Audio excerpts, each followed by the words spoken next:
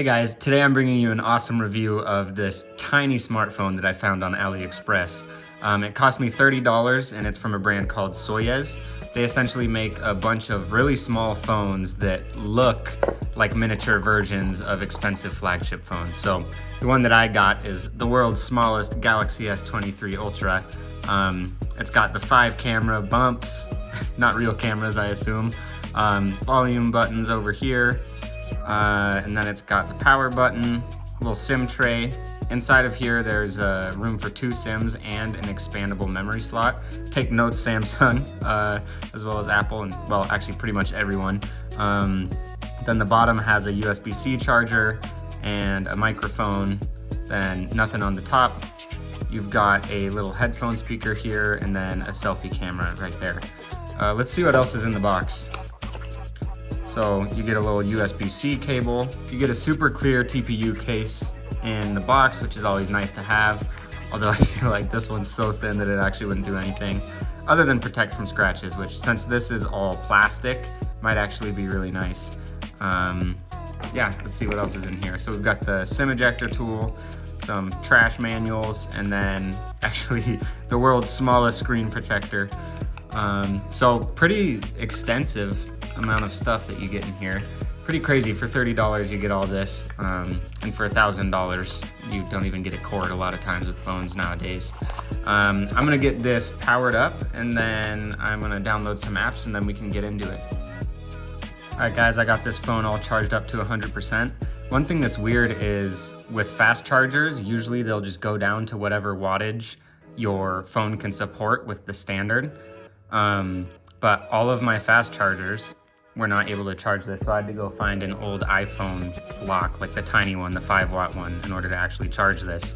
So keep that in mind. If you buy this, you might need a piece of trash charging block. Anyways, I charged this phone all the way to 100% because I wanted to see how much it drops through the course of this review, because the battery is terrible. So I've got AccuBattery set up. When we're all done with the review, we'll look at how long it took since it went to 100 and how low it got in what amount of time. Anyways, let's talk a little bit about the UI and the UX, the user experience. So this phone ships with Android 8.1 and its most recent security patch was in 2022, so a little old. But overall, the software is really snappy and really simple. You don't have an apps drawer or anything like that, so it's just what you see here. Because it is running Android 8.1, you actually are not able to get gesture support, which is kind of a bummer because you have to use the old 3-button style. Now, I know a lot of people still like that, but with this phone, the buttons are small, so I think it'd be a lot better to be able to use gestures. But overall, this phone is honestly pretty snappy, so as long as you're fine typing on a small screen, you'll do all right with this. But for me personally, you can see I'm trying to write YouTube and really struggling.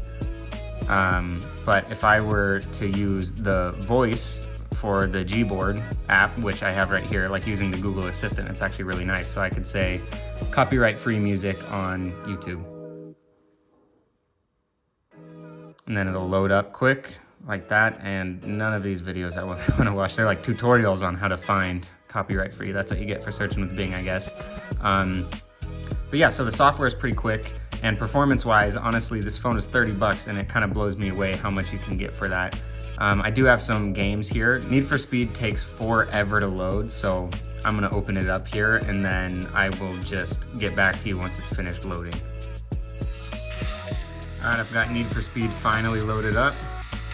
Had to get through all the annoying mobile game menus where they teach you how to buy things from the store. But you can see it actually runs this pretty well, which is crazy.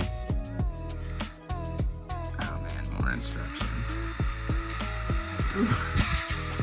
A lot of glitches right there. I actually don't know if that was a glitch or just the game wanted to slow it down.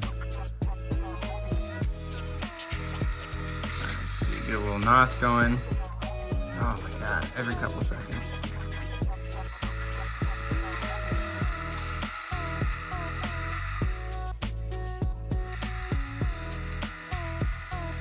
It's kind of crazy. This runs better than my old Xbox like the original Xbox with Need for Speed Underground 2.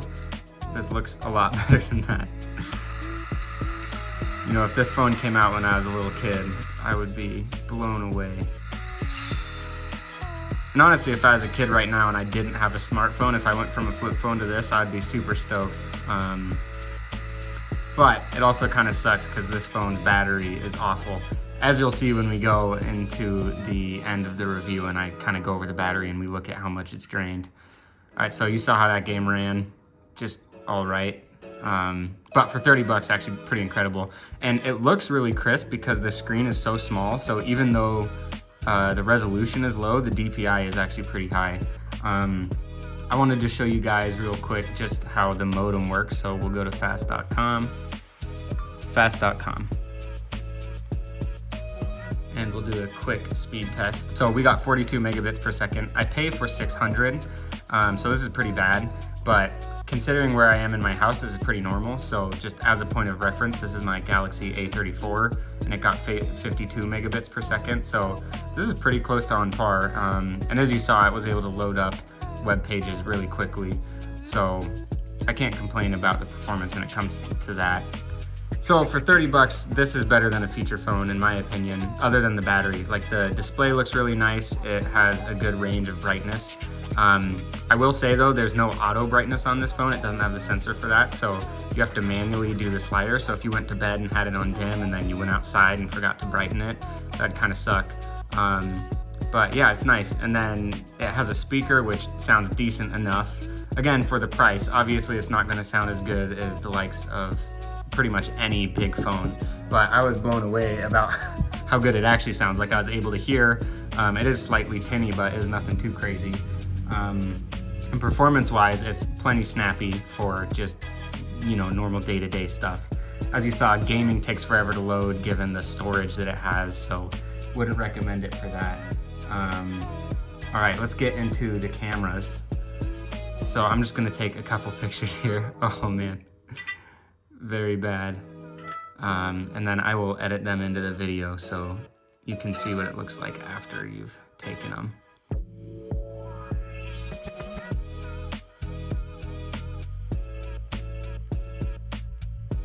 Making a video now, seeing how it records. Do a little zoom on my cat's face.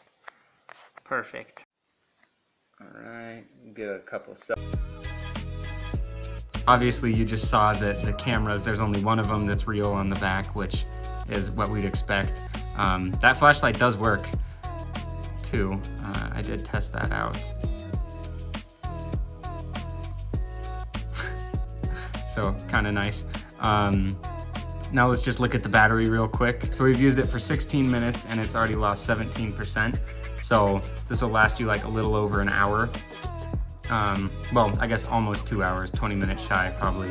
But it's really an awful experience for the battery.